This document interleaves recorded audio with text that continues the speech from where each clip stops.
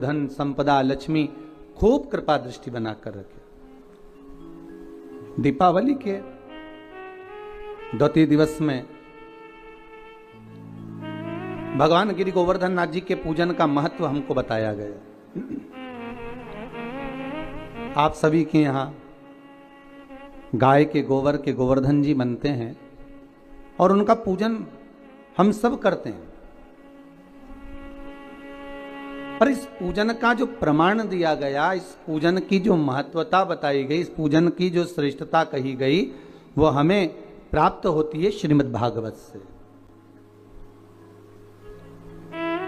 भगवान कृष्ण की अनुपम लीला से,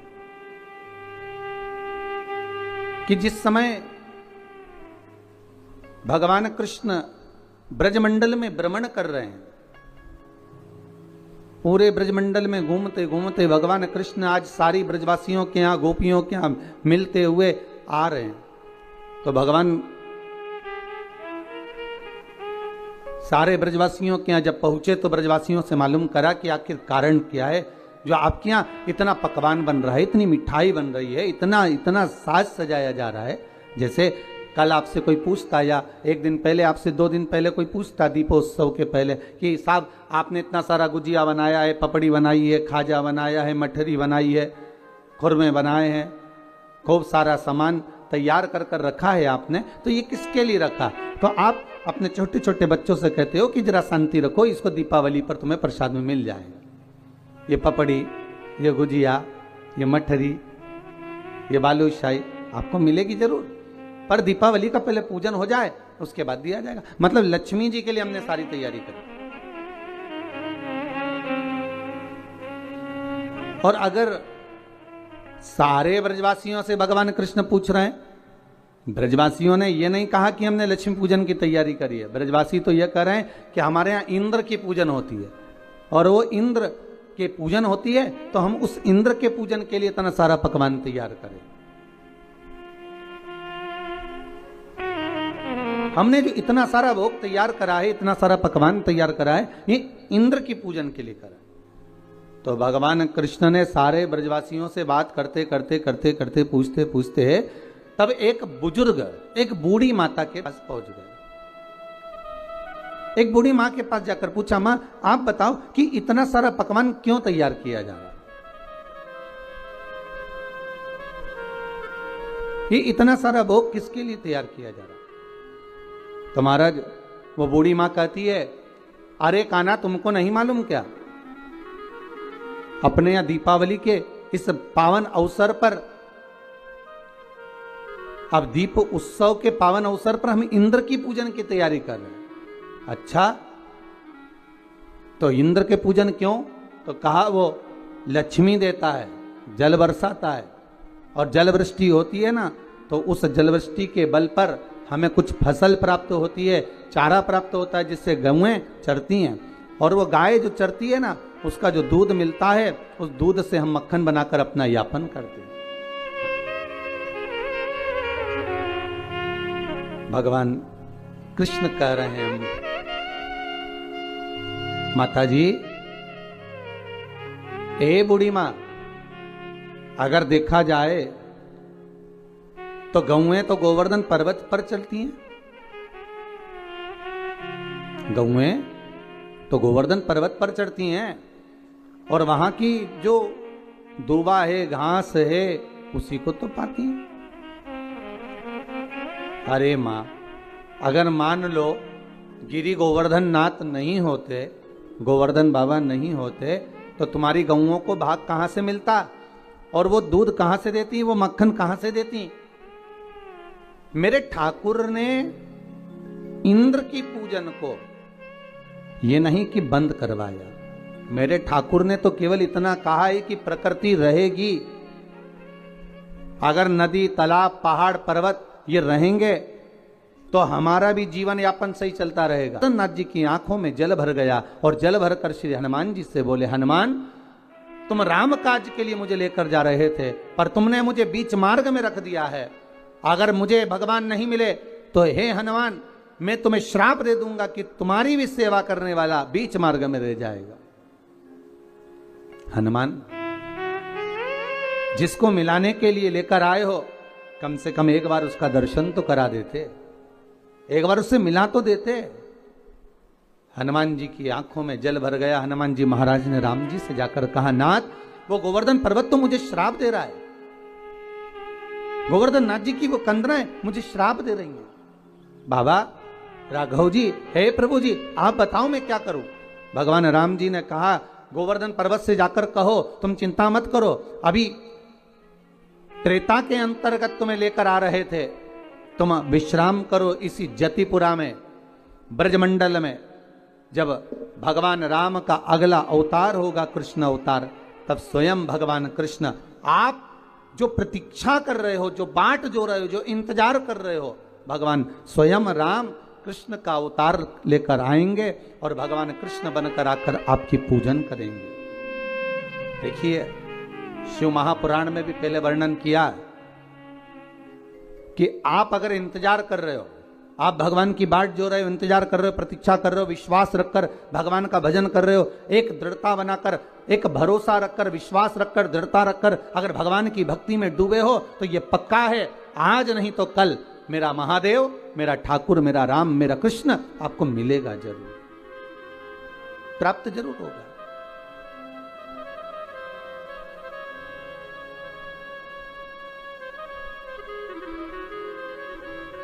वो मिलेगा जरूर महाराज। उसकी प्राप्ति का केंद्र बिंदु है हमारा विश्वास। अगर विश्वास पक्का है, भरोसा यदि दृढ़ है, तो परमात्मा क्यों ना आएगा। हनुमान जी जाओ, गोवर्धन नाथ जी से कहकर आओ, आप इंतजार करना, बाट जोना, प्रतीक्षा करना, राम अगला अवतार लेकर द्वापर में, कृष्ण अवतार में अवश्य आएंगे। और आएंगे तो आएंगे, दर्शन तो मिलेगा ही, साथ में बड़ी कृपा होगी, हम आपकी पूजन भी कर देंगे, स्वयं पूजन करेंगे, बड़ी करुणा हो। जाओ जरा बोलो, ठीक है। हनुमान जी पहुंचे गिरिराज बाबा के चरणों में। गोवर्धन, श्री गोवर्धन नाथ, अहे गोवर्धन नाथ। गोवर्धन जी बोले, आइए हनुमान जी, कैसे आना हुआ। हनुमान जी कहते हैं, मैंने पूछ कर आया हूं श्री राघव जी से, श्री राम जी महाराज से आज्ञा लेकर आया हूं, केवल आपको दर्शन नहीं देंगे, मेरे राम जी जब कृष्ण अवतार लेकर आएंगे तब आपकी स्वयं पूजन भी करेंगे।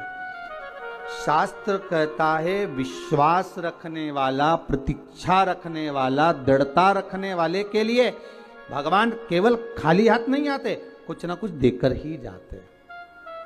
आज भी पृथ्वी पर विराज रहे हैं और गोवर्धन नाथ जी भी आज भी पृथ्वी पर विराज रहे हैं। तो मैया यशोदा से भगवान कृष्ण करें, मैया चलना, गोवर्धन नाथ जी का पूजन करने चले। मां चलो।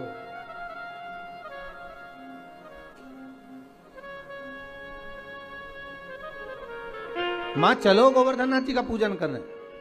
मैया ने कहा, लाला चलने को तो चल चले, पर पहले नंद बाबा को आन दे, तेरे बाबा आएंगे और वो आज्ञा देंगे तो हम चलेंगे। मैया आप चलो। तो मैया ने सारा साज सजाया, जितना सामान था सब रख लिया, भोजन का जो भी सामग्री सिद्ध हुई थी वो रख ली। चले गिरि गोवर्धन नाथ जी का पूजन करने चले। महाराज, मैं तो गोवर्धन को जाऊं मारा वीर, नहीं माने मेरो मनवा। मैं तो गोवर्धन को जाऊं मारा वीर, नहीं माने मेरो मनवा। मैं तो गोवर्धन को जाऊं मारा वीर, नहीं माने मेरो मनवा। मैं तो गोवर्धन को जाऊं मारा वीर, नहीं माने मेरो मनवा। नहीं माने मेरो मनवा, नहीं माने मेरो मनवा। ओ नहीं माने मेरो मनवा, नहीं माने मेरो मनवा। मैं तो गोवर्धन को जाऊं मारा वीर, नहीं माने मेरो मनवा। मैं तो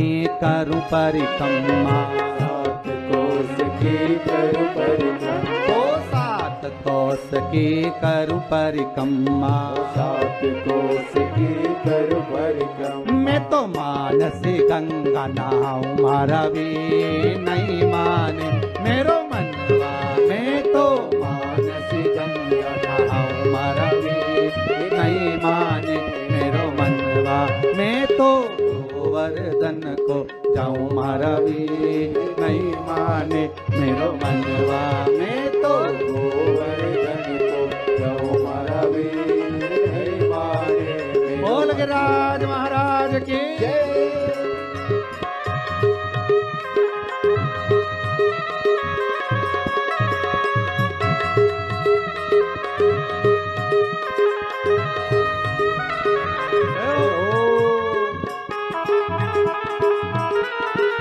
बोल गिरिराज महाराज की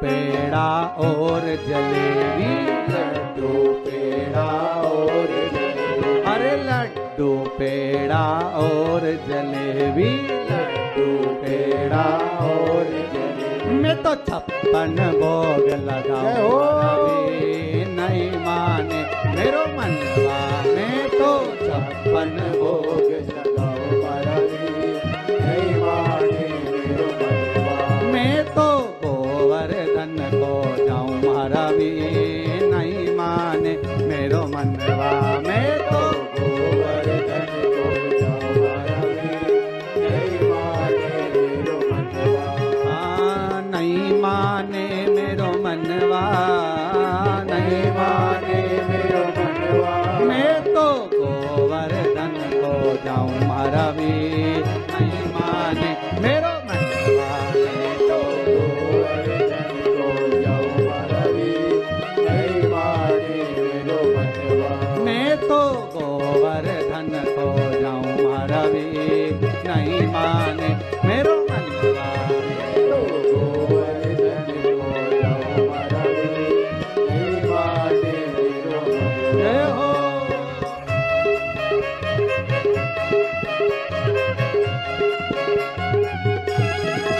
बोल गिरिराज महाराज की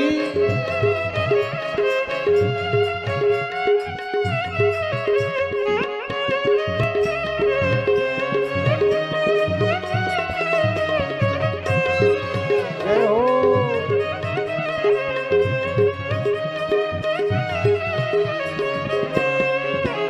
ओ राधा कुंड पे संत बहुत हैं, राधा कुंड पे संत बहुत हैं, ओ राधा कुंड पे संत बहुत हैं, राधा कुंड पे संत बहुत हैं, मैं तो नित नित भोज कराऊं मारा भी नहीं माने मेरो मनवा, मैं तो नित नित भोज कराऊं मारा भी नहीं माने मेरो मनवा, मैं तो गोवर्धन को जाऊं मारा भी नहीं माने मेरो मनवा, मैं तो गोवर्धन को जाऊं मारा भी नहीं माने मेरो मनवा। बोल गिरिराज महाराज की जय। भगवान गोवर्धन नाथ जी के चरणों में माता यशोदा को लेकर ब्रजवासियों को लेकर भगवान कृष्ण पहुंच गए और गिरिराज बाबा की पूजन करने के लिए बैठ गए।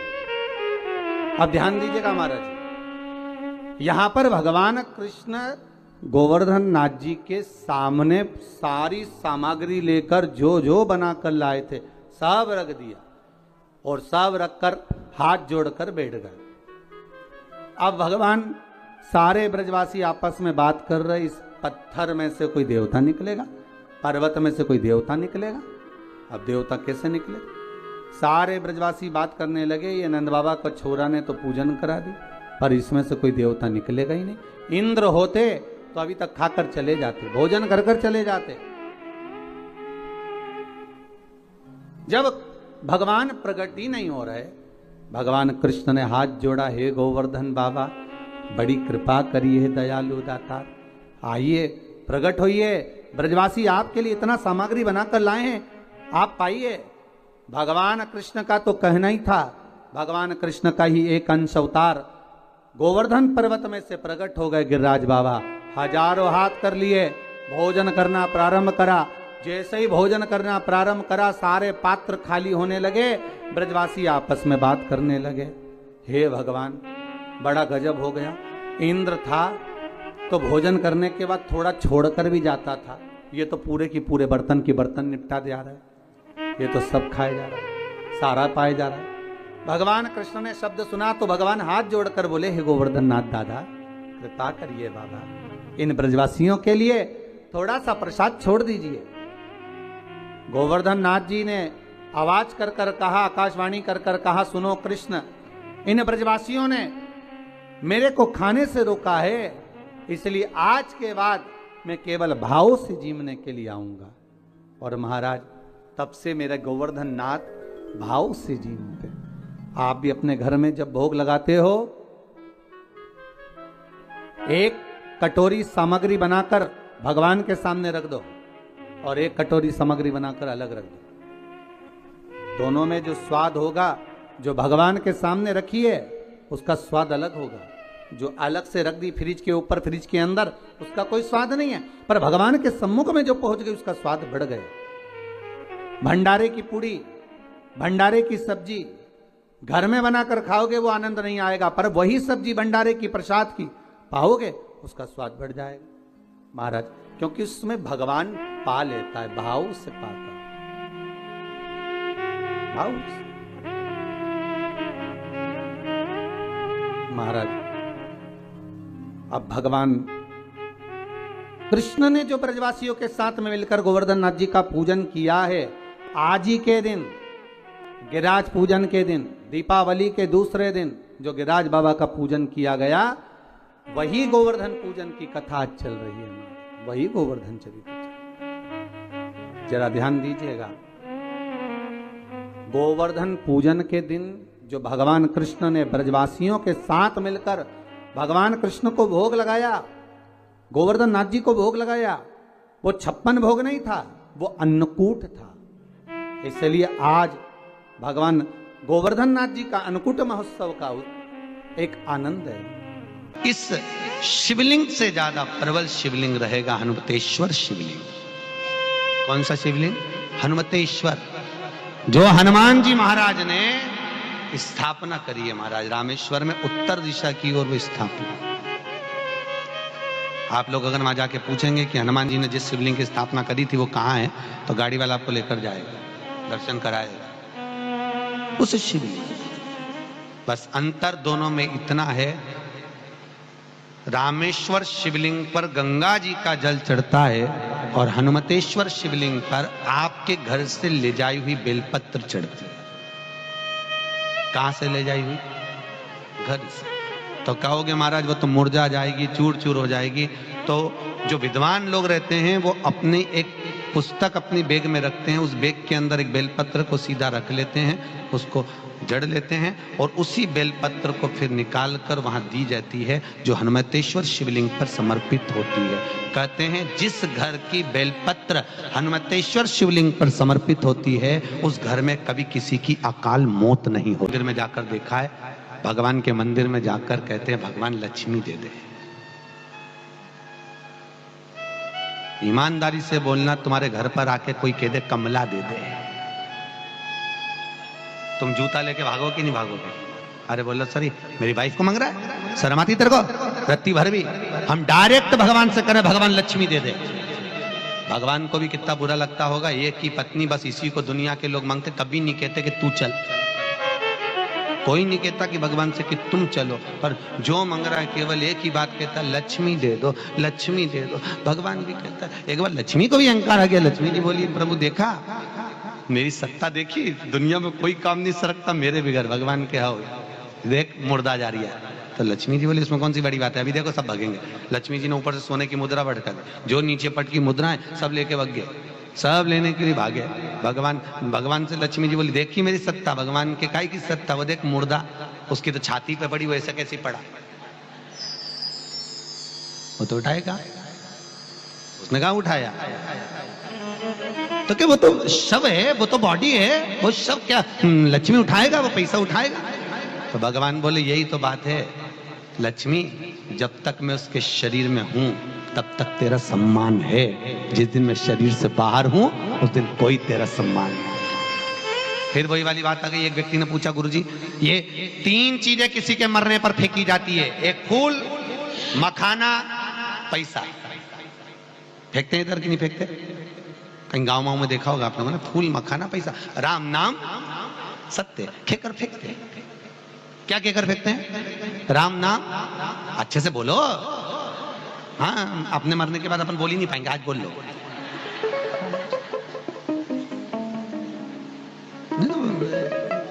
अपन जाए और दूसरा बोले तो मतलब क्या हुआ, अपने जीते जी अपन सब काम कर लो, बाद में ऊपर जाते जाते दुख नहीं होना चाहिए, मैंने तो ये करा ही नहीं, इसलिए सब बस 3 चीज मिला के फेंकी जाती, पैसा फेंक रहे, फूल फेंक रहे और मखाना फेंके। अब फेंका तो किसी ने पूछा गुरुजी ये 3 चीज क्यों फेंकते हैं? हमने कहा भैया गरुड़ पुराण में 5वें अंश के अंदर लिखा है, प्रेत अंक को अगर उठाकर पढ़ोगे तो उस प्रेत अंक में लिखा हुआ है कि पुष्प इसलिए फेंका जाता है श्रद्धांजलि के लिए, मखाना इसलिए फेंका जाता है क्योंकि घर फूला हुआ छोड़कर गया, पैसा क्यों फेंका तो कि पैसे का प्रेत अंक में नहीं लिखा, पर हमारे मन से हम यूं कह सकते हैं पैसा दुनिया के लोग इसलिए फेंकते हैं क्योंकि जोड़ जोड़ के मर के तेरे बाप में दम हो तो उठा के बता दो।